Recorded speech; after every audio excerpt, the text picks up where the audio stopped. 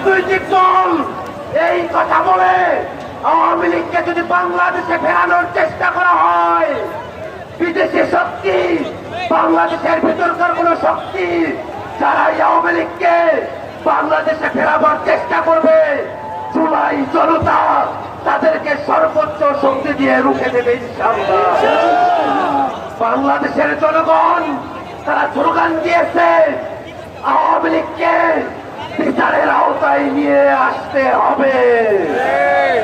আওয়ামী লীগের বিচার জনতা তাদের হাতে করতে চায় না। আওয়ামী লীগকে বাংলাদেশের কাঠগড়ায় বাংলাদেশের আদালতে নিয়ে তাদের বিচার ফয়সালা করতে চায়। অতএব আমাদের দাবি হলো আওয়ামী লীগকে সন্ত্রাসী সংগঠন হিসেবে ঘোষণা করে অবিলম্বে আওয়ামী লীগকে নিষিদ্ধ ঘোষণা করতে হবে। আন্তর্জাতিক অপরাধ আইনে দলগতভাবে আওয়ামী লীগের বিচারের প্রভিশন যুক্ত করে আওয়ামী লীগকে দলগতভাবে বিচারের আওতায় নিয়ে আসতে হবে। জুলাই ঘোষণাপত্র অবিলম্বে